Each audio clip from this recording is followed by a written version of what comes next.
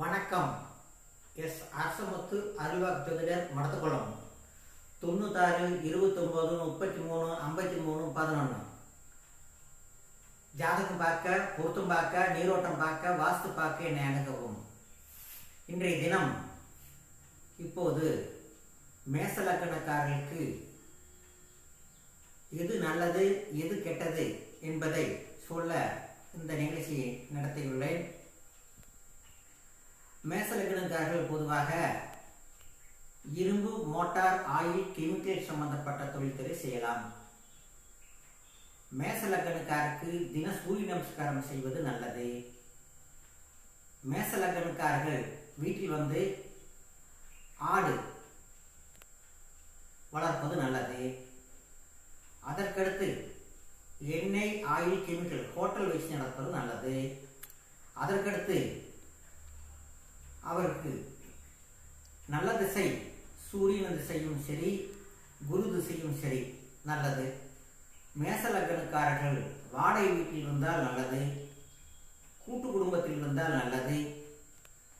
இவர்களுக்கு பிறக்கும் முதல் குழந்தை ஆண் குழந்தையாக இருக்கும். சிவன் பேர் தான் வைப்பார்கள்.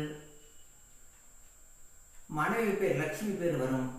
லட்சுமிக்கு பெருமாளுக்கு இருதாரம் என்றால் 10 அவதாரத்துக்கு 12 20 பேருடைய மனைவி அமையும். பெண் அக்கௌண்ட்ஸ் படிச்சிருப்பாங்க, டீச்சிங் படிச்சிருப்பாங்க, அல்ல கெமிக்கல் லைன் இருப்பாங்க. அவங்களுக்கு எங்க இருந்தாலும் சரி, தெற்கு வாசல் அல்லது கிழக்கு வாசல் வீட்டில் தான் குடியிருப்பாங்க.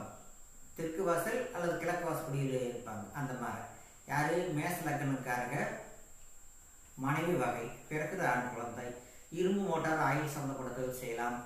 சூரியன் திசை நடக்கும்போது எந்த தொழில் வேலை செய்ய நல்லா இருக்கும்.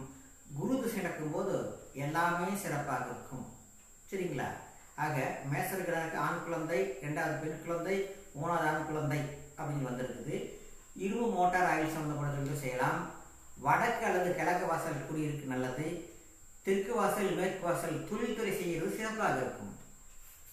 தொழில்துறை இரும்பு, அது ஒர்க் ஷாப் போடலாம், ஹோட்டல் போடலாம், பாத்திர கடைகள் போடலாம். அதற்கடுத்து இரும்பு, மோட்டார் சம்பந்தப்பட்ட பேர்பாட்ஸ் கடைகள் போடலாம், பர்னிச்சர் கடைகள் போடலாம்.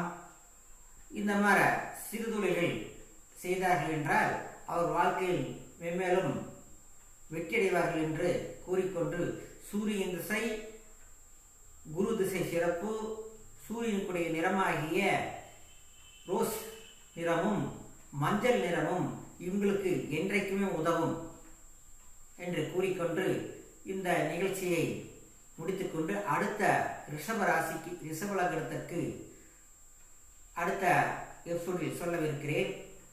இந்த நிகழ்ச்சியை பார்த்து சொந்த பந்தங்கள் அனைவருக்கும் தெரியப்படுத்தவும், ஷேர் பண்ணவும், சப்ஸ்கிரைப் பண்ணவும். வணக்கம். உங்கள் ஆதரவு என்றென்றும் எங்களுக்கு வேண்டும். வணக்கம்.